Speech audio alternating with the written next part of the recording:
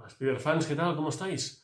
Hoy vengo a responder una pregunta que me hacía Ana Pujol, que me comentaba que qué ocurría con las telarañas que dejaba Spider-Man cuando se balanceaba por la ciudad, si se quedaban ahí, si después venía alguien a limpiarlas o qué ocurría. Pues bien, vamos a verlo. Pues la respuesta es no. La telaraña de Spider-Man no se queda allí después de que Spider-Man se balancee por toda la ciudad y deje basura por todos lados. No. La telaraña de Spider-Man tiene un error en su fórmula. Este error hace de que al cabo de una hora la telaraña se evapore y se vaya. Con lo cual no deja residuos por toda la ciudad.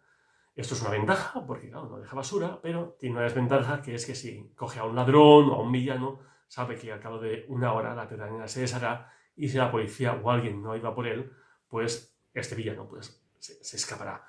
Pese a todo, la fórmula de la telaraña es fabulosa, puede hacer que sea dura, puede hacer que sea blanda. Claro, lo que ocurre cuando Spider-Man lanza la telaraña es de que como todavía es líquida dentro de la cápsula, cuando es líquida al salir se empieza a endurecer y se pega en un sitio y luego ya es dura y es capaz de engancharse y balancearse, porque a la vez de ser dura es elástica. Algún día hablaré sobre la telaraña en sí. La telaraña en sí es súper dura cuando se endurece, es como el acero. Pero en este caso, ya digo que se deshace. Eso fue un problema para Esteban en un momento de la historia en que quiso vender su fórmula de la araña porque le hacía falta dinero para un tratamiento para la tía May, creo que era. Pero como la telaraña se deshace a cabo de una hora, pues la gente de la empresa de pegamentos, porque se la intentaba vender a una empresa de pegamentos, no se la quiso comprar por esta razón. Eso es otra curiosidad que os quería explicar. Pues esta es la respuesta. La araña de Spiderman se deshace al cabo de una hora, se evapora y, por tanto, pues no se queda con residuos por toda la ciudad, sino, ya verías tú, como vendría la gente ecologista a quejarse de Spiderman la está liando. Otra razón para odiar a Spiderman. Como si a J. Jonah Jameson no le hicieran falta excusas, pues ahí tendría otra. Por suerte, no pasa esto. Pues nada, dejadme un like si queréis, suscribiros, dejadme un comentario, preguntas por aquí, que sabéis que me encanta responderlas y saludos arácnidos. Hola Spider-Fans, ¿qué tal? ¿Cómo estáis? Hoy vengo a responder la pregunta de Pablo Parra, que desde YouTube me comentaba si podía decir cuál era el Spider-Man más viejo. Esto es un poquito complicado de decir, porque las edades del universo Marvel nunca acaban de quedar claras. Ya haré un vídeo más extenso hablando sobre la edad que tiene Peter Parker en el universo clásico, porque según mis cálculos y según el cálculo que hace Marvel, hay como bastantes años de diferencia, pero bueno, ese es otro tema, ya lo hablaremos en otro vídeo más extensamente, pero vamos a centrarnos en los Spider-Man más viejos que han aparecido en los cómics y nos vamos a ir a otros universos. No voy a entrar en un Peter Parker en concreto, voy a hablar sobre 5 diferentes o 5 hombres arañas diferentes que creo que son los más viejos que han aparecido en los cómics. Así que vamos a ello. El primero de ellos es el Spider-Man de Tierra X, que si no habéis leído esa historia os la recomiendo porque es muy buena. Y es un Spider-Man bastante adulto, que ya tiene una hija, que es Spider-Girl, que es May, que está medio retirado, que es policía. La verdad es que quizá posiblemente sea uno de los Peters más adultos que hayamos visto y que yo creo que es mayor al que veíamos en la saga de Spider-Girl. En el puesto número 4 vemos al Spider-Man del universo alternativo que vio Peter en el Amazing Spider-Man 500, que es un Spider-Man muy mayor, que veis que lleva un traje diferente, bastante chulo, por cierto, y que fallece en ese número a disparos. Es un Spider-Man bastante adulto, no sabríamos decir exactamente la edad que tiene porque aparece con la máscara y demás, pero es un Spider-Man bastante mayor al que estamos acostumbrados a ver. Relacionado con esto, también tendríamos a Ezequiel, un Ezequiel alternativo que adoptó esta identidad parecida al Missing Spider-Man 500 y que también sería un hombre araña bastante mayor. Y algún día os hablaré sobre Ezequiel, que fue un personaje muy importante a principios de los 2000, que también tenía unos poderes muy parecidos a los que tiene Spider-Man. Otro personaje que queremos hablaros algún día sobre ella es Spider-Madame, que es una tía May Spider-Man. ¿Qué hubiese pasado si a tía May le hubiese picado una araña radioactiva? Esto fue un motif que apareció hace mucho tiempo y que nos explicaba esta historia, así que, hombre, sí, tía May es bastante mayor, posiblemente sean unos Spider-Man o Spider-Man, Spider-Woman más mayores que hayamos visto en los cómics. Y para acabar, pues os hablaré de el de Spider-Man Reign, que posiblemente sea el Spider-Man más mayor que hayamos visto, o el Peter Parker más mayor que hayamos visto en los cómics, que es un Spider-Man pues ya muy envejecido, que recuerda a Mary Jane, que falleció por ciertos eventos que comenté en un vídeo del salseo, por cierto, ir a buscarlo. Y pues yo creo que es el Spider-Man más mayor que hayamos visto en los cómics. Espero haber respondido a la pregunta. Como siempre, dejamos un like, suscribiros y saludos arácnidos. Hola, Spider-Fans, ¿qué tal? ¿Cómo estáis? Como os podéis imaginar, yo soy un gran coleccionista de cosas de Spider-Man, no solo de sus cómics, sino de diversos objetos que he ido coleccionando con los años, algunos de los cuales ya os he enseñado alguna vez en esta estantería, aunque yo tengo muchas más cosas en casa de mis padres que algún día iré trayendo y os iré enseñando. Pues bien, en una de mis visitas al mercado de Sant Antoni, que es un mercado que vemos en Barcelona los domingos, que hay muchas cosas de antiguas, como revistas, cómics y muchas más cosas, encontré este objeto de Montena, de la editorial Montena, de los años 80, que os quiero enseñar ahora. Vamos a verlo. Pues bien, este es objeto de aquí, que como podéis ver es un libro muy pequeñito, ya ni un palmo, de la editorial Montena, y que realmente es un pop-up. Y como podéis ver, pues Peter está en relieve y explica una pequeña historia contra el Tarántula. Ya, fijaos, aquí Spider-Man se mueve, al igual que Tarántula. Y pues el cómic es curioso. A ver, para tener muchos años está muy bien conservado. Es una historia muy cortita, muy divertida. Eso para un niño, pues en su momento debía ser la leche. Y pues me resultó muy curioso y por eso decidí en comprarlo. ¿Veis? Aquí vemos a Spider-Man metiendo a Tarántula dentro de un cuadro, de un marco de un cuadro. Y pues bueno, el dibujo no está nada mal. Aquí vemos como Spider-Man pues ha detenido a Tarántula y luego bueno, se lo llevan preso. Es una historia con Mary Severin, John Tagliarone, John Romita, y pues bueno, fue hecha en el año 82, como podemos ver en este copyright. Y pues un objeto que me parece muy curioso, es uno de mis favoritos de mi colección. Pese que tengo objetos que quizás son más valiosos, pero este me gustó mucho poder comprarlo y tenía muchas ganas de poder enseñaroslo a vosotros. Porque sé que lo valoraréis y que os gustará. Pues nada, chicos, ¿qué os ha parecido? Pues os iré enseñando mis objetos de mi colección. Ya os enseñaré los originales que tengo por aquí también, y otros muñecos y otros cómics en otros idiomas. A ver qué os parecen. Y dejadme aquí algún comentario sobre preguntas o otras cosas que queráis saber sobre Spider-Man o sobre mi afición o sobre mi colección e intentaré responderlas. Como siempre, dejadme un like, suscribiros y saludos arácnidos. Hola Spider-Fans, ¿qué tal? ¿Cómo estáis? Bienvenidos a otro domingo de salseo. Hoy vengo a responder una pregunta que parece algo tonta, pero que no es tan tonta como parece. Y es, ¿Peter Parker es hijo de tía May? Pues la respuesta la vamos a ver ahora. Pues bien, evidentemente la respuesta es no. No, May Parker no es la madre de Peter Parker. Los padres de Peter Parker son Richard Parker y Mary Parker. Pero en un universo alternativo, en la miniserie Travel, guionizada por Mark Millar y dibujada por Terry Dodson y Rachel Dodson, se plantea esa historia alternativa en la que May Parker, o May Riley en aquel momento, pues se queda embarazada de Richard Parker y tienen a Peter Parker. Lo que hacen es que Mary Fitzpatrick, que es la pareja de Richard Parker, realmente dice que el hijo es suyo para que no haya cierta follón familiar y pues esto queda justificado. Pero esto no es canon, ni mucho menos. Esto es una historia alternativa. Es una historia que podría ser una película de Antena 3 un domingo por la tarde. Para los que no son de España, pues una película de estas de sobremesa, de domingo. Pero con los nombres de los personajes de Spider-Man, porque realmente no se hace ninguna referencia ni a Spider-Man, ni se hace una referencia a que los padres de Peter vayan a ser agentes de S.H.I.E.L.D., que es como pasa a la continuidad clásica, ni nada de eso. Es una historia de amoríos.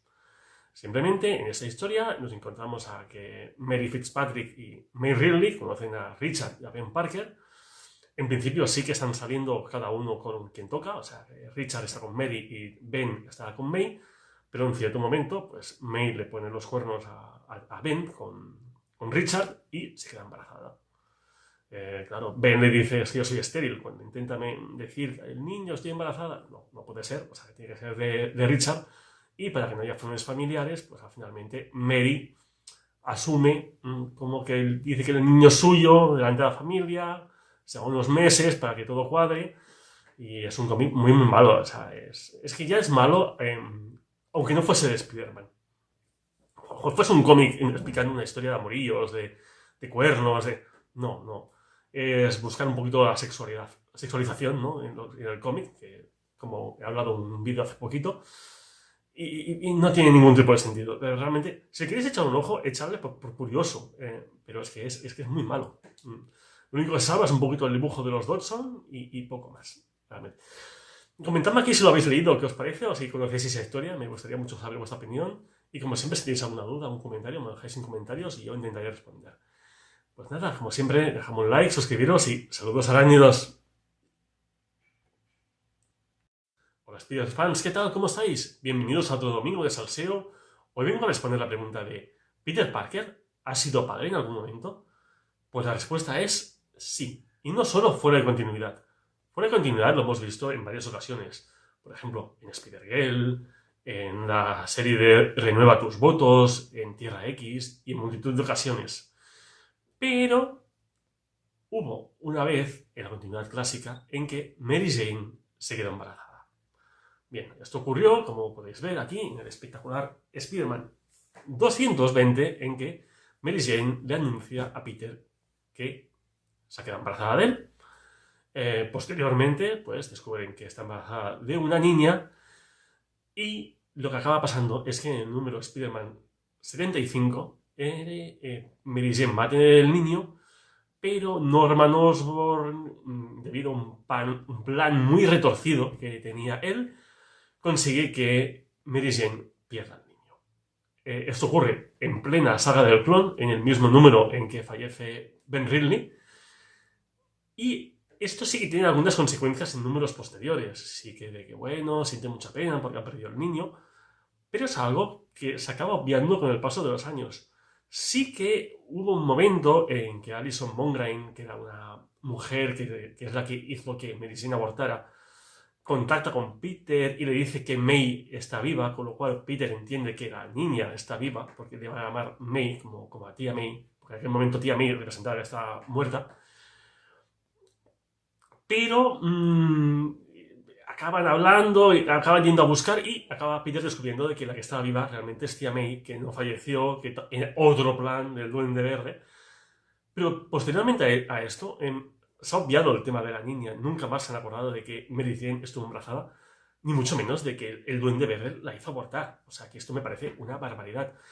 Es una bestialidad que el Duende Verde matara a Gwen Stacy, pero yo creo que matar al hijo nonato, a la hija nonata de Peter y Mary Jane es aún más bestia. Y es una cosa que se ha obviado con el paso de los años. Ojalá un día rescaten el tema de que Peter sea padre. Esta niña no, ya no, evidentemente, pero sí que Peter crezca y sea padre, porque tiene edad para poder serlo. Lleva muchos años de relación con Mary Jane y sería un evento natural dentro de la relación de una pareja. Y es algo que no he obviado y que a mí no me parece bien. Y igual que esto, pero mira, fue un tema que fue muy importante en su momento y que con el paso de los años se ha olvidado como muchos otros, pero es que yo creo que es especialmente grave. Pues nada, ¿qué os parece? ¿Conocéis esta historia? Dejadme en comentarios vuestra opinión. Si tenéis alguna duda, como siempre, os la intento responder. Y dejadme un like, suscribiros y saludos arácnidos. Hola, Spider fans, ¿qué tal? ¿Cómo estáis? Vamos a seguir con los especiales de San Valentín. Y esta vez vamos a hacer un top de parejas de Peter Parker. Sé que os gustan mucho los tops, así que vamos a ver cuáles han sido, para mí, las mejores novias que ha tenido Peter. En el puesto número 5 pondría a Betty Brant, la primera pareja de Peter, que era cuando todavía estaba trabajando en el Daily Bugle, en la época de Steve Ditko, y bueno, era una mujer algo mayor que él, pero bueno, fue la primera relación romántica y por eso se merece como mínimo estar en este quinto puesto. En el puesto número 4 pondría a Carly Cooper, una de las últimas parejas que ha tenido Peter en la época de Dan Slott. Y es una pareja que yo creo que está muy infravalorada. Realmente una pareja que le pegaba mucho a Peter, científica, bueno, trabajaba como forense, muy inteligente, y yo creo que pegaban mucho. Lo que pasa es que realmente han tirado hacia atrás, hacia Mary Jane y otras personas, pero yo creo que hubiese sido una opción muy válida para ser una pareja estable para Peter. Pero, por desgracia, pues no fue una de las elegidas. En el puesto número 3 pondría a la gata negra. Yo creo que ha sido una de las parejas más atractivas visualmente y de historia que podía tener Peter. Realmente era un personaje que estaba obsesionada con Spider-Man, aunque rechazaba a Peter Parker en primer momento, luego pues ya le coge cariño y demás.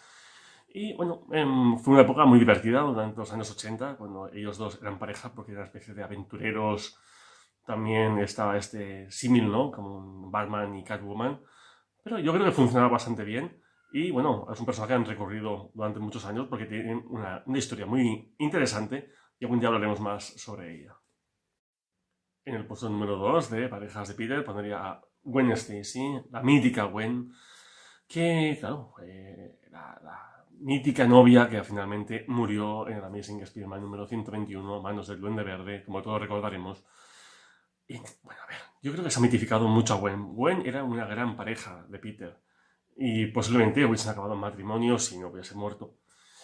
Pero yo creo que se ha mitificado más de lo que fue. O sea, una gran persona, un personaje con mucho carácter, pero yo creo que Mary Jane, como hablaremos ahora, era mucho mejor que ella. Y ese, como no, Mary Jane se le merece ser la mejor pareja que haya tenido Peter.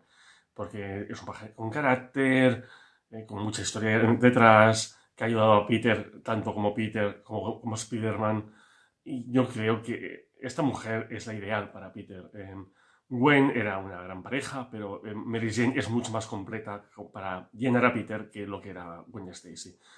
Bueno, ¿qué os parece el top? ¿Estáis de acuerdo? ¿Pondríais a otra persona? ¿Cambiaríais de lugar? Me lo comentáis, por favor, en comentarios. Suscribiros, dame un like y saludos arácnidos. Hola, Spider fans, ¿qué tal? ¿Cómo estáis? Siguiendo los especiales de San Valentín, hoy vengo a hablaros de la primera pareja que tuvo Peter Parker, que no fue otra que Betty Brant.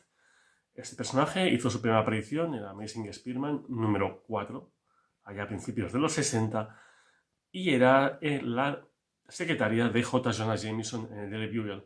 Cuando Peter empezó a ir al Bugle para vender sus fotos, conoció a Betty Brant y empezó una relación romántica con ella que duró una veintena de números más o menos. Era un personaje muy interesante. Con los años se ha ido diluyendo y ha aparecido menos, pero es un personaje con mucha profundidad, con una historia muy oscura detrás, porque su madre enfermó y por eso la sustituyó ella en el Bugle, porque era secretaria de J. Jonah Jameson antes que Betty. Y realmente era muy interesante. Finalmente se acabó casando con Ned Leeds, otro periodista del Daily Bugle, y como sabréis, pues fue uno de los duendes, porque hubo varios duendes, un día hablaré sobre los duendes, porque la historia del duende es muy interesante. No del duende verde, ojo, sino del duende, del Hobgoblin en inglés. Y es un personaje que ha pasado por muchos altibajos. Ha sido periodista, estuvo en una secta, ahora ha vuelto a aparecer, que está embarazada. Ha tenido mucho juego este personaje, pero ya digo que los pasados años se han ido olvidando un poquito de él. En sí que hace poco pues apareció esto del embarazo, porque apareció que Ned Leeds no había fallecido. Es un follón esto del Hobgoblin, lo tengo que explicar con detalle y da para varios vídeos porque hay mucha historia detrás. Pero bueno, volviendo a Betty, fue un personaje que yo creo que sirvió para ver un Peter Parker más profundo.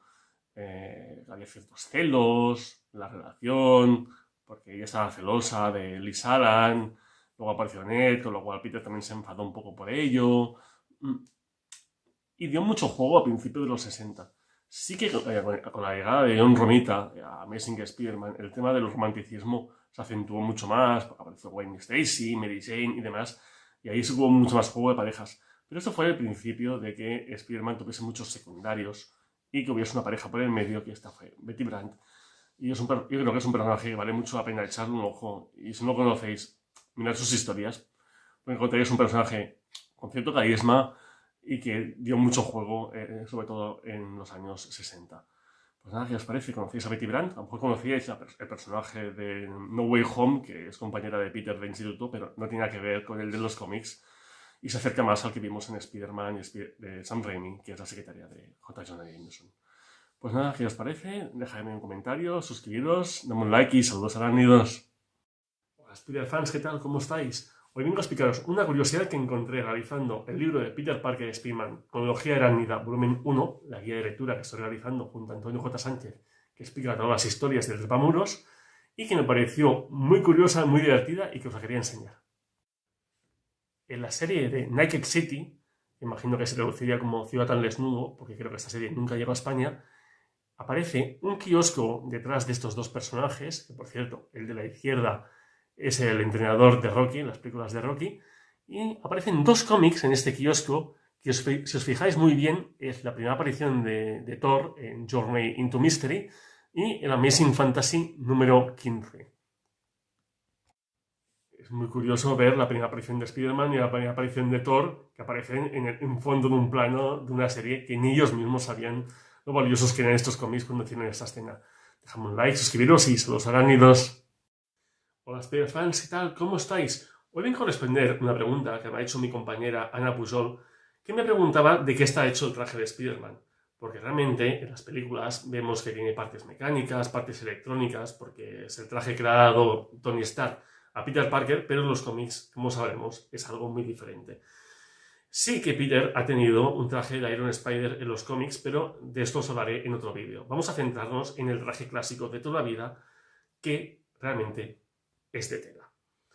El otro día, mi amigo Tridi Molina, que le envío un saludo muy afectuoso desde aquí, que algún día nos hemos de ver, me preguntaba cómo es que Peter había sido capaz de coserse este traje, porque realmente es algo complejo. Pues cómo se ha cosido realmente tampoco se acaba de explicar demasiado bien en los cómics. Sí que se comenta en alguna guía que lo hizo en el instituto gracias a máquinas de costura que habían allí, en el teatro y demás. Pero realmente, cómo tiene esta habilidad Peter de coser también, no queda muy claro. Lo que sí es verdad es que es un traje hecho de tela. Una tela finita. ¿Por qué es una tela finita? Para que Peter sea capaz de adherirse a las paredes y a otros objetos a través del traje. Como ya expliqué en el vídeo que hablaba sobre cómo Peter se pega a las paredes, Peter necesita que el traje sea finito para que su poder de adherirse atraviese la tela y llegue a la pared. Es un traje que tiene varias piezas, tiene la parte de los guantes por un lado, tiene la parte del cuerpo por otro, y la parte de pantalones por otro lado, y las botas por otro lado. Y por otro lado está la máscara, que os quiero hablar un poquito más de ella porque tiene una cosa muy curiosa. Y es que la máscara de Peter, aparte de que esté diseñada para que él pueda respirar bien y no se ahogue con ella cuando la lleva puesta, como veis en este dibujo, los ojos, los cristales que tienen los ojos, están hechos de manera de que él ve hacia afuera, pero no pueden ver hacia adentro, con lo cual no pueden ver sus ojos, y así su identidad queda más protegida. Pues bien, yo creo que con esto queda un poquito claro cómo es el traje de Spider-Man, cómo está creado. Es un traje de tela normal y corriente, aunque sí que hemos visto otras versiones, como la Mark IV y demás, pero esto ya os hablé en otra ocasión, y os hablaré más adelante sobre el Iron Spider. Pero el traje clásico de toda la vida es un traje de tela, el cual también hemos podido ver, por cierto, en No Way Home, en la escena final, una escena fabulosa. Y es un traje que ha hecho Peter en su casa con los materiales que ha podido obtener. Como siempre, dejadme un like, suscribiros, dejadme algún comentario si tenéis alguna duda, podéis comentarme alguna cosa y saludos arácnidos. Hola Spider-fans, ¿qué tal? ¿Cómo estáis? Hoy os traigo una curiosidad que he visto por internet esta semana y que me ha hecho mucha gracia y que os la quería traer. Pues bien, Daniel Agi de Steve Marvel ha publicado en su Twitter que le han enviado una máscara para gatos hecha en 3D y es una máscara de Spider-Man, como podéis ver. Pues bien, es una máscara hecha en impresora 3D que puedes comprar el archivo y luego imprimirlo en tu casa o llevarlo a una tienda para que te lo hagan. Y como podéis ver, pues tiene orejas para el gato y demás, y me parece muy divertido. Hay varios modelos, así que os voy a enseñar los que he encontrado. Aparte del de Spider-Man, tenemos el de Miles Morales, el Duende Verde, Veneno y Matanza. Pues a mí me encanta la idea. Tengo ganas de saber si puedo comprarme una y ponérsela a mi gata Selina, que ya la habéis visto en algún vídeo, que no creo que haga mucha gracia, pero puede ser divertido. Pues como siempre, dame un like, suscribiros y saludos a Hola Spider-Fans, ¿qué tal? ¿Cómo estáis? Hoy vengo a responder la pregunta de ¿cuánta fuerza tiene Spider-Man?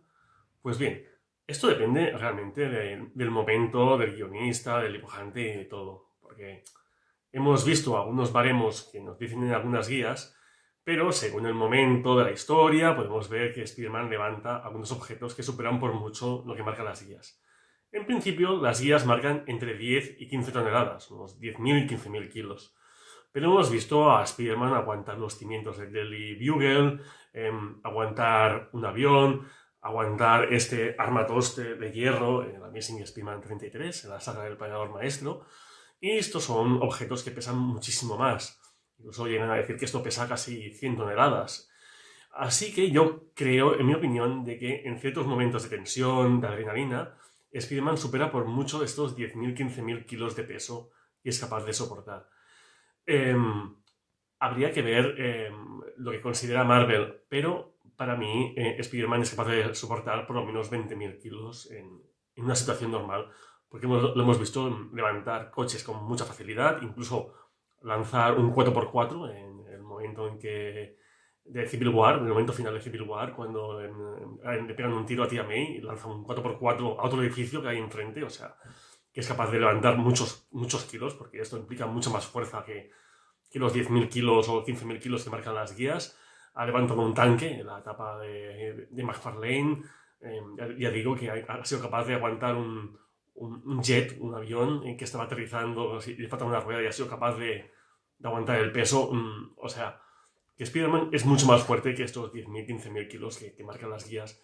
Y ha sido capaz de pelear en condiciones contra la Dama del Fuego u otros personajes que son mucho más fuertes que él, en teoría. Por lo cual yo creo que la fuerza de Spider-Man supera con creces estos 10.000, 15.000 kilos y posiblemente se acerque a poder aguantar los 20.000 kilos de peso, los 20 toneladas, que es una pasada. Se queda muy lejos de personajes como Hulk o Thor, pero es más fuerte que personajes como el Capitán América, por poner un ejemplo. ¿Y vosotros qué os parece? ¿Cuánta fuerza creéis que es capaz de tener Spider-Man? ¿Cuántos kilos es capaz de soportar? No lo dejéis en comentarios, por favor suscribiros, dame un like y saludos arácnidos. Hola Spider-Fans, ¿qué tal? Hoy vengo a responder la pregunta de Wenceslada69 que me preguntaba si Spider-Man ha estado alguna vez en Asgard. Pues vamos a verlo. Pues bien, sí, Spider-Man ha estado varias veces en Asgard. Fuera de continuidad sí que ha estado con Marvel Adventures o ha estado en las tiras de prensa, pero vamos a centrarnos en los cómics dentro de continuidad. El primero de ellos fue el Marvel Team Up número 7, que fue a principios de los 70, en que Spider-Man fue en búsqueda del cristal oscuro para salvar a Asgard de Krilk. Mucho más tarde, en el Mighty Thor volumen 2, número 51, Spider-Man volvería a Asgard, pero es una aparición bastante fugaz. Quizá la más importante de ellas fue durante la saga Asedio y después en la de la Batalla de los Reinos, en la Guerra de los Reinos. Estas sagas sí que Spider-Man ha interactuado más con lo que es el tema asgardianos y Asgard. Incluso en una de ellas, en la de Asedio, consiguió lanzarredes asgardianos, al igual que los otros héroes consiguieron armas de Asgard para poder enfrentarse a la batalla y a los villanos que había en aquel momento en la saga. El hecho de que Spider-Man no haya interactuado demasiado con Asgard o con los asgardianos es porque el universo de Thor, por así decirlo, y el universo de Spider-Man están bastante separados. Cada uno ha ido por su cuenta. Thor ha interactuado mucho más con los Vengadores. Y cuando Spider-Man ha sido Vengador, apenas ha coincidido con Thor. Los dos no han coincidido en el equipo apenas, con lo cual es muy difícil de que Spider-Man haya ido a Asgard, que es un lugar reservado para los asgardianos y, en cierto momento, para algunos héroes, pero no para Spider-Man. Sí que hay que decir que en Marvel Adventures Spider-Man fue a Asgard por un tema con la Encantadora y demás, y quizás es la más destacable de las apariciones en conjunto a la de Marvel Team Up número 7, el volumen 1. Pero ya digo que son personajes bastante diferentes, que han hecho caminos bastante diferentes y por eso no han coincidido demasiado en los cómics, y por ello Spider-Man no ha ido a Asgard. Pero no descartamos que en un futuro haya historias de que pueda aparecer Spider-Man, porque al ser un personaje tan importante puede aparecer en series ajenas como es la de Mighty Thor. Espero que haya respondido a la pregunta. Si tenéis alguna duda más, me lo dejáis en comentarios, algún comentario sobre qué os parece el canal, alguna sugerencia, que siempre estoy abierto a escucharlas. Y como siempre, dejadme un like, suscribiros y saludos arácnidos. Hola Spider-Fans, ¿qué tal? ¿Cómo estáis? Como soy un gran aficionado a los cómics, cuando viajo y voy de vacaciones, aprovecho para comprar algún cómic de Spider-Man en el idioma del país al que voy. De la misma manera, cuando tengo amigos que sé que viajan, aprovecho y les pido, ¿me podéis comprar un cómic de Spider-Man o de algún otro personaje en el idioma del país al que vais? Y ese es el caso que os voy a enseñar. Y es que hace unos años unos amigos fueron a China y me trajeron este cómic de Vengadores en chino. Sé que es chino porque me lo dijeron ellos, porque realmente yo chino pues no sé. Y pues es una edición muy parecida a la que podemos encontrar aquí en España, de algunos cómics. Es un cómic de bastante buena edición, buen papel, con sobrecubiertas y demás. Y vemos cómo pues, todo está en chino. Es curioso, la lectura pues también es de izquierda a derecha, pero pues aquí vemos a Spider-Man hablando en chino, no lo habéis pensado nunca, ¿eh? Y la edición es bastante buena, realmente. Me sorprendió ver que la edición supera incluso algunas que podamos tener en España. Supongo que en Asia están empezando a interesarse por los cómics americanos, sobre todo con las películas del UCM, y después están haciendo ediciones bastante chulas. ¿Ves? Y aquí veis que también publican cosas como pues, Guardianes de la Galaxia, Capitán América, Ultimates, Hulk y otras series como Ronin, veo aquí Civil War o Ultimate Spider-Man. Tengo muchas otras cosas que he comprado yo a lo largo de los años. Por ejemplo, tengo un cómic de Spider-Man en yugoslavo, en tailandés, en francés, italiano, incluso tengo alguna edición japonesa o en hebreo que debería buscar, pero sí que tengo por casa. Así que si os gusta esta sección, pues iré enseñando mi colección de cómics de Spider-Man de otros países para ver qué os parece. ¿Qué os ha parecido este cómic en chino? ¿Os lo esperabais? ¿Tenéis vosotros ediciones de Spider-Man o de otros cómics en otros idiomas? Dejadmelo en comentarios, suscribiros, dame un like y saludos arácnidos. Hola Spider-Fans, ¿qué tal? ¿Cómo estáis? Hoy os traigo otro bootleg, otro muñeco de esos que encontramos en los bazares de los chinos y demás, que es el más extraño que yo haya visto en este tipo de tiendas. Lo compré hace mucho tiempo para una especie de amigo invisible que hicimos con unos amigos, lo compré a él y también aproveché para comprármelo yo. Os lo voy a enseñar porque vais a flipar. Pues bien, aquí lo tenéis, que son dos objetos que vienen juntos, que dices, no tienen ningún tipo de relación. Pues sí, ahora os enseñaré cómo funciona, junto a mi novia que me va a ayudar a hacerlo. Y como veis, pues es un Spider-Man que tiene una especie de helicóptero por cabeza. Y tiene aquí en la parte de abajo, no es lo que estáis pensando, marranotes, no. Es una cosa para que funcione el especie de helicóptero. Y por detrás Spider-Man no está ni pintado, es horrible. Tiene remaches por todos lados. La parte de atrás no sé si también es del pecho, es muy feo, está relativamente bien pintado, pero le faltan líneas y demás. Y aparte viene pues este dinosaurio, que como os podéis imaginar, se conecta aquí y veréis lo que pasa. Vamos a probarlo. Vamos a probar cómo funciona este aparato. Y al suelo que va. Pues nada chicos, ¿qué os ha parecido este bootleg? Como siempre, suscribiros, dame un like y saludos arácnidos. Hola Spider-Fans, ¿qué tal? ¿Cómo estáis? ¿Cómo va el fin de semana? Hoy, como cada domingo, os traigo algo de salseo y en este caso vengo a responder la pregunta de ¿Spider-Man practica alguna religión? ¿O Spider-Man es religioso? Pues realmente si analizamos los cómics, leyendo e intentando indagar un poquito en ellos, vemos de que Spider-Man posiblemente sea agnóstico. Spider-Man posiblemente sea creyente, pero no es practicante de ninguna religión en concreto. Sí que si vemos que hay alguna misa, algún entierro o algo parecido, que haya algún tipo de evento religioso, vemos de que estos eventos son de la religión protestante. Algo parecido al cristianismo, pero que tiene ciertas diferencias.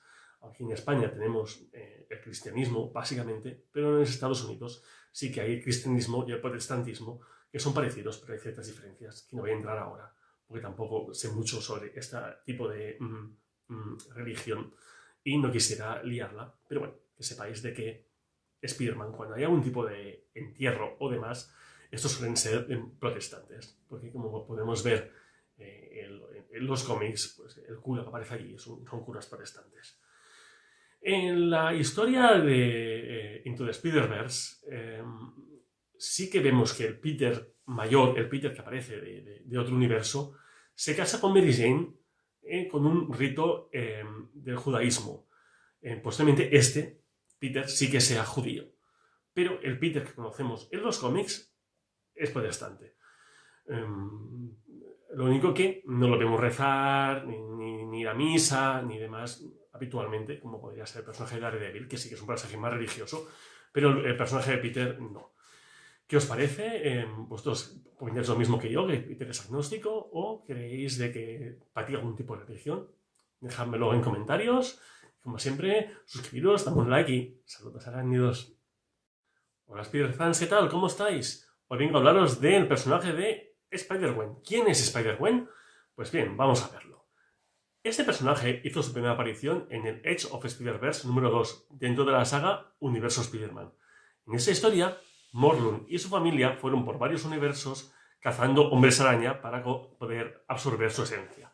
Pues bien, en la Tierra 65, el hombre araña allí, o mejor dicho, la mujer araña es Spider-Woman, o como la conocemos aquí, Spider-Gwen. Mucho más tarde, cuando se conoció su identidad en su universo, ella cambió su nombre a Ghost Spider, que es como la podemos conocer hoy en día. Pero casi todo el mundo le dice Spider-Gwen. Pues bien, este personaje es muy diferente a la Gwen Stacy que hemos visto en los cómics del universo clásico. Mientras que la Gwen Stacy de la Tierra 616 pues era un personaje que tenía mucha fuerza, pero que era algo cándido, que se alejaba mucho del mundo de los superhéroes, no le gustaba Spider-Man y demás. Ella sí que Spider-Gwen es un personaje con mucha fuerza, con mucha presencia, que ha vivido junto a su padre George Stacy y que tiene en los genes hacer el bien por encima de todo y con un cierto sentido de la responsabilidad. Ese sentido de la responsabilidad, al igual que a Peter le venía después de la muerte de tío Ben, a Gwen Stacy del universo de la Tierra 65 le viene después de la muerte de Peter Parker, que esto es algo muy curioso. Ahí, en la Tierra 65, después de que la araña le picara a Gwen y le diese los poderes, Peter se convirtió en el lagarto de aquel universo y en una batalla contra él, pues Peter murió y debido a este trauma, pues Gwen decidió pues, convertirse en una gran superheroína, que ya lo era en aquel momento, pero pues mucho más. Es un personaje que ha ganado mucha notoriedad después de su aparición en la película de Into the Spider-Verse, la película de animación de Miles Morales, que si no la habéis visto la recomiendo porque es fabulosa y que está gustando mucho al gran público.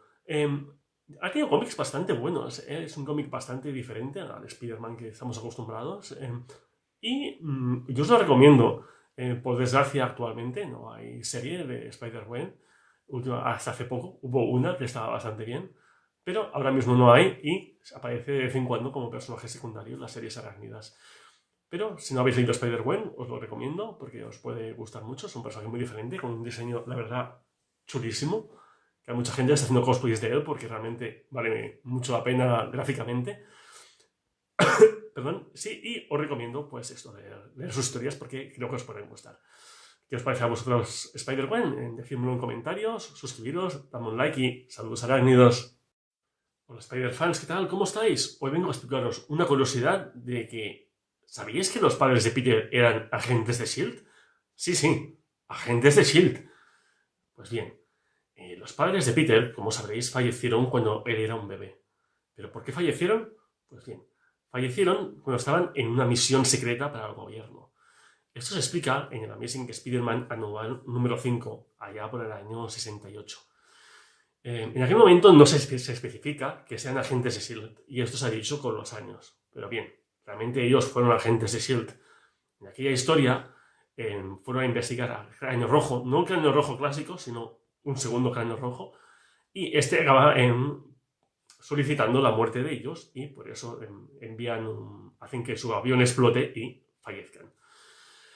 Pues bien, años más tarde, pues se descubre que ellos sí que fueron agentes de S.H.I.E.L.D., incluso esto se trata en Spider-Man Deadpool o en Family Business, en un especial en que aparece Teresa Parker, que es una especie de hermana de Peter Parker, pero esto es una historia muy larga, ya la explicaré en otro momento, pero sí que podemos decir que Spider-Man tiene unos padres que eran agentes secretos, incluso en el Tall Tales of Spider-Man número -1, que por cierto es la primera ficha que tiene el libro de Peter Parker y Spider-Man Cronología Arácnida, la guía de lectura absoluta que estoy haciendo junto a Antonio J. Sánchez, en que encontraréis todos los cómics de Spider-Man resumidos, comentados y ordenados cronológicamente.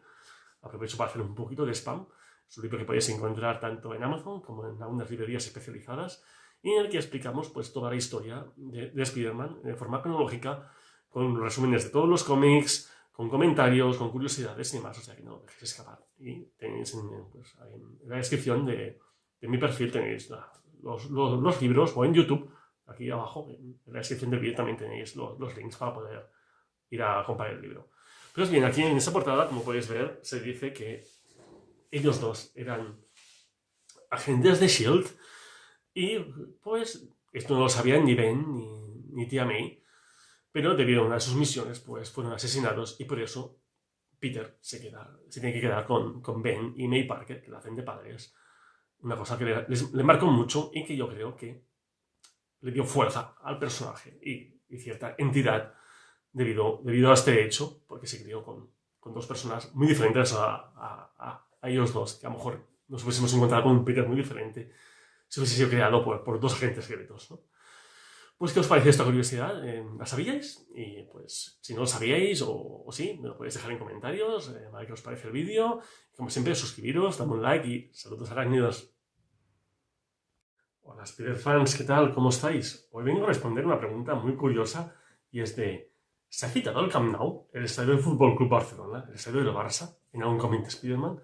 Y la respuesta es sí, pero no. O sea, sí que en un cómic de Bruguera, que es una editorial española de los años 80, se citó una vez el Camp Nou en un cómic de Spider-Man. Y es que en el cómic se decía algo así como un lamido como el del Camp Nou cuando marca un gol Simonsen, el Spider móvil se embala y encara la Quinta Avenida.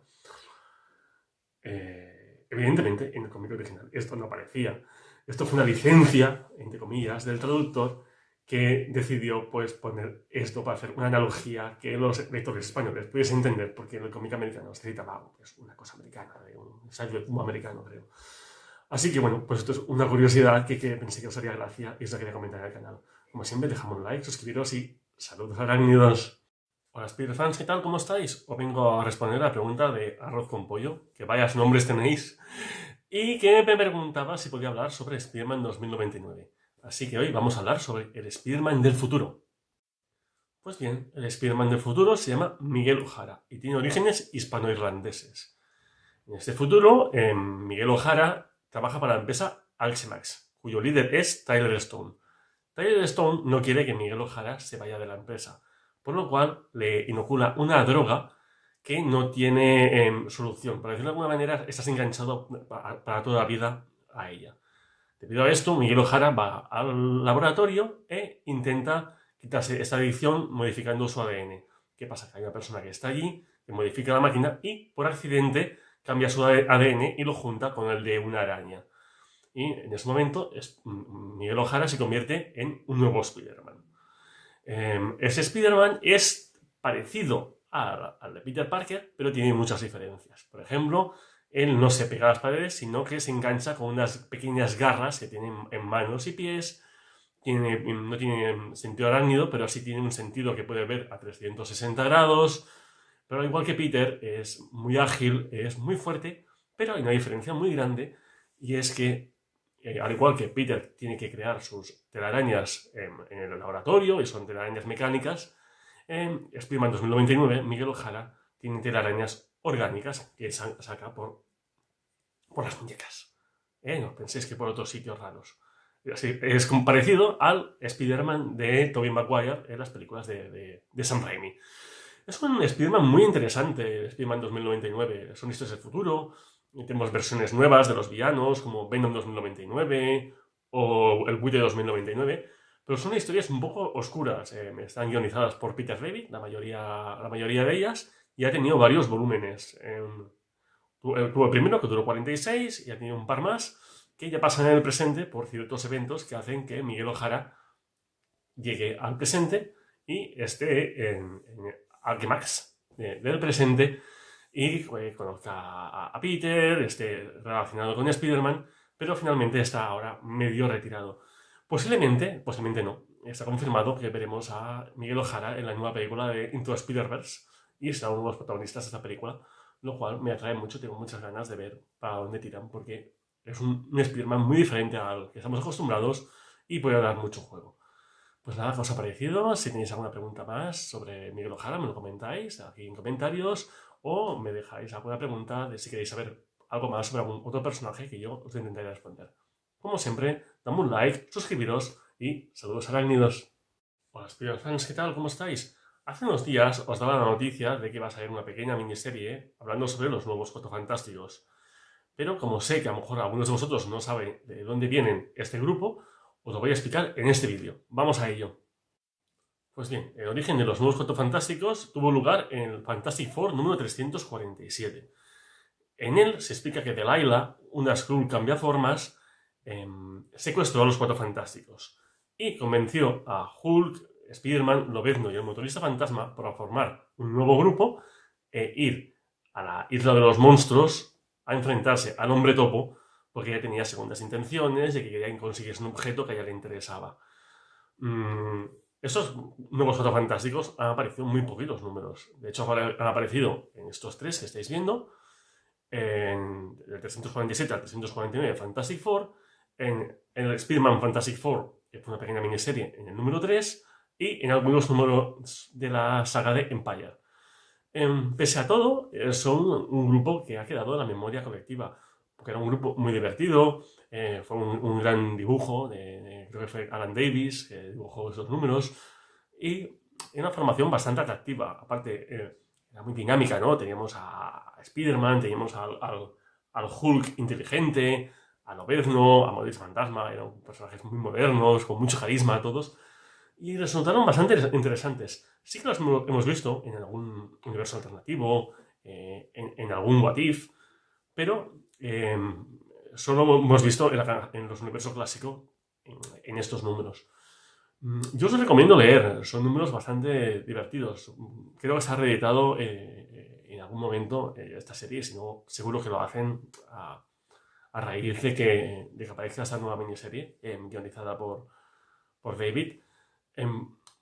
Os va a gustar, es una historia divertida. Quizás duró muy poco, pero eran los 90 y no teníamos esas sagas tan extensas como solemos tener ahora, que duran 6, 7, 8 números, ¿no?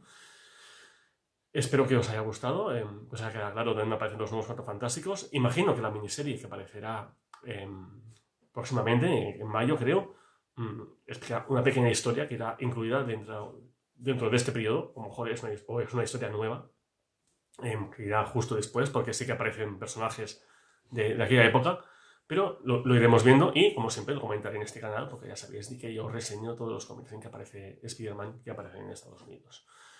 Si tenéis alguna duda, me lo dejáis en comentarios, alguna sugerencia de vídeo, sabéis que intentaré responder todas las preguntas que pueda. Dejadme un like, por favor, suscribiros y saludos arácnidos.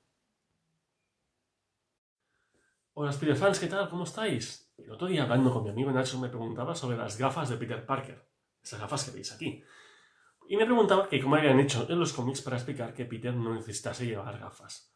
En la película de Tobey Maguire vimos que al picar la araña, pues él perdió esa necesidad, ¿no? O sea, simplemente, pues ya veía bien. Imagino que porque mejoró la musculatura y le curó ciertas heridas, por decirlo de alguna manera.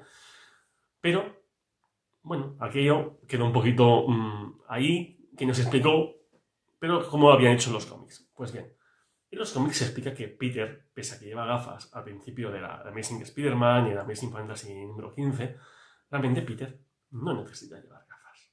El secreto está ahí. Y es que tía May sufría porque, como Peter se pasaba el día leyendo libros y demás, tenía miedo de que su visión se viese afectada y lo obligaba a llevar gafas. Pero realmente Peter no necesitaba llevar gafas. O más bien, yo creo que Stan Lee se dio cuenta de que no era tontería y que estaba forzada y puso esa excusa. Porque en los primeros números Peter llevaba gafas y las utilizaba. Y si utilizas gafas es porque le hacen falta. Punto y final. Pero bueno, la excusa que puse en los cómics fue esta, que Tía May lo obligaba a llevar gafas. ¿Qué ocurrió? Que el Amazing Spider-Man número 8, Flash Thompson, le estaba tocando las narices, haciendo de un bullying asqueroso, y le rompió las gafas a Peter. Debido a esto, Peter y Flash se enfrentaron en un combate de boxeo. Esto es otro tema, muy divertido, por cierto. Y a partir de aquel momento, pues Peter dejó de llevar gafas, porque como no le hacían falta, pues no las utilizó. Punto. Esto en los cómics pues ha sido un poquito diferente, en los cómics, perdón, en las películas ha sido diferente, como ya he explicado, la película de Tobey Maguire, pues se explica de que le hacían falta gafas, pero cuando le pica la araña, pues ya no. Andrew Garfield las utiliza en ciertos momentos, quiero recordar, y Tom Holland directamente pues no las utiliza, porque ¿para qué? Porque si no hacen falta. Yo creo que las utilizó Stan Lee en su momento para que Peter Parker pareciese un poquito más pardillo de lo que ya era, para hacer el típico personaje al que le hacen bullying y reforzar un poquito esto. Pero cuando vio de que no tenía ningún tipo de sentido, de que Peter necesitase gafas y Spider-Man no, se inventó esto. Y yo creo que es una excusa pillada por los pelos, pero que puede funcionar. No tiene nada que ver con Clark Kent, ni con Superman, ni demás. Porque no es que Peter utilice las gafas para parecer otro personaje, no, porque ya lleva la máscara como Spider-Man. Así que yo creo que simplemente fue para hacerle parecer más pardillo, entre comillas, y cuando vieron de que no funcionaba, pues se inventaron estas cosas. ¿Cuál es vuestra opinión? Yo creo que es esto. Me lo podéis dejar en comentarios o alguna pregunta, algo que queráis, como siempre. Y por favor, suscribiros, dame un like, que siempre va bien, y saludos arácnidos. Hola Spider fans, ¿qué tal? ¿Cómo estáis? Hoy vengo a responder la pregunta de The Darkness, que me preguntaba si Peter se volvía agresivo cuando tenía el traje simbionte, o al igual que Eddie, Flash y demás. Vamos a verlo. Esto realmente ha sido un poquito diferente en las series de televisión y las películas que en los cómics. Peter tuvo muy poco tiempo el traje en los cómics. Lo tuvo desde el Amazing Spider-Man 252 hasta el Amazing Spider-Man 258 y en parte de las Secret Wars. Realmente el traje lo que le hacía a Peter era que fuese más fuerte, más ágil, entre las telarañas orgánicas. El problema era que por las noches se dedicaba a hacer lo que le daba la gana. El traje, cuando Peter dormía, aprovechaba para, con él dentro, pues ir a sus aventuras, entre comillas. No lo vimos nunca comportarse de forma tan agresiva como puede ser con Eddie o con Flash. Sí que en alguna revisión hemos visto al traje volviéndose un poquito más bestia, o la boca aquella, pero no en los cómics clásicos. Esto sí que ocurrió en cómics como en series, perdón, como la serie de los 90, lo hemos visto pues en las películas de Spider-Man 3 y demás. Pero en los cómics eso no ocurría tanto, o no estaba tan marcado como hemos visto en un futuro. Sí que con Eddie Brock o con Flash, sí que esto quedó acentuado. Esto posiblemente se ha debido a que como los trajes han tenido muchos portadores y algunos de ellos sí que han sido agresivos, cuando el traje se encuentra con alguien agresivo lo es todavía más. Y tanto Flash como Eddie son personas bastante agresivas. En cambio, Peter es una persona bastante compasiva, pese a que ejerce de superhéroe y pega puñetazos y utiliza la violencia cuando es necesaria, no es una persona agresiva per se. Y los trajes muchas veces lo que hacen es acentuar pues, lo que es la persona. Como Peter no era tan agresivo como Eddie o Flash u otros portadores del simbionte, como puede ser Cletus Kasady en Matanza, no ejerció en él esta parte tan agresiva que hemos podido ver en otros personajes. Esa es mi impresión. ¿A vosotros qué os parece? Me lo podéis dejar en comentarios y lo podemos discutir en ellos, pero yo creo que es una buena pregunta, porque sí que es verdad de que el simbionte de los cómics a nivel Spider-Man ha sido muy diferente a lo que hemos visto pues, en otros medios. No me contaréis qué os parece. Por favor, dejadme un like, suscribiros, que me va muy bien. Así el canal llega a más gente, porque sí que está gustando mucho y me hace mucha ilusión vuestros comentarios, la verdad. Os lo agradezco de corazón y saludos arácnidos. Hola Spider-Fans, ¿qué tal? ¿Cómo estáis? Hace unos días hubo un ranking de alturas de diferentes Spider-Man y os gustó mucho porque es el vídeo más visto en TikTok. Muchas gracias. Así que vamos a hacer otro ranking, pero esta vez dedicado a los villanos. Vamos a ello. En el puesto número 25, en la parte más baja del ranking, encontramos al Chapucero con 1,73 m. Con 2 centímetros más encontramos al Asesino del Tío Ben, a Shocker o el Conmocionador y al Doctor Octopus, todos ellos con 1,75 m. En el puesto número 21 encontramos al único personaje femenino del ranking, la Gata Negra con 1,77 m. Con 1,78 m encontramos empatados a 3 personajes, a Carroña, a Morbius, el vampiro viviente, y a Norman Osborn, el Duende Verde. En el puesto número 17, con 1,79 m, encontramos al Chacal, a Miles Warren. Con 1,80 m, que ya es una altura bastante respetable, encontramos a 4 personajes. Al Duende, Roderick Kingsley, al Señor Negativo o Mr. Negativo, a Max Dillon, Electro, y a Quentin Beck, Misterio. Pasando al ecuador del ranking, encontramos a Adrian Toomes, el buitre, con 1,81 m. Sergei Kravinov, o Kraven el Cazador, mide 1,83 m. Ya entrando en el top 10, Matanza, o Cletus Cassidy, mide 1,85 m, al igual que lo hace el Hombre de Arena. Con 1,88 m encontramos a 2 personajes, al Escorpión y al terrible Morlun. Eddie Brock, o Veneno, o Venom, mide 1,91 m. En el puesto número 5, ya superando los 2 metros, con 2,01 encontramos a Kingpin, el Lagarto, que mide 2,03 m, aunque como Carl Connors mide solo 1,70 m. En el tercer puesto encontramos a Tarántula Negra, un villano de los años 90, que medía 2,13 m. Al igual que el Rhino, también mide 2,13 m. Vaya mastodonte. Y finalmente, en el top 1, el villano más alto de Spider-Man es Gog, que en su forma final mide 90 metros. Cuando Spider-Man lo conoció, medía unos 9, pero fue creciendo hasta los 90. ¡Qué pasada! Pues nada, este ha sido el ranking. ¿Qué os ha parecido? ¿Os imaginabais que los villanos de Spider-Man medían esos centímetros, más o menos? ¿O qué altura os pensabais? Me lo dejáis en comentarios, si queréis saber alguna cosa más, me lo pedís y como siempre intentaré responder. Y por favor, dejadme un like, suscribiros y saludos arácnidos.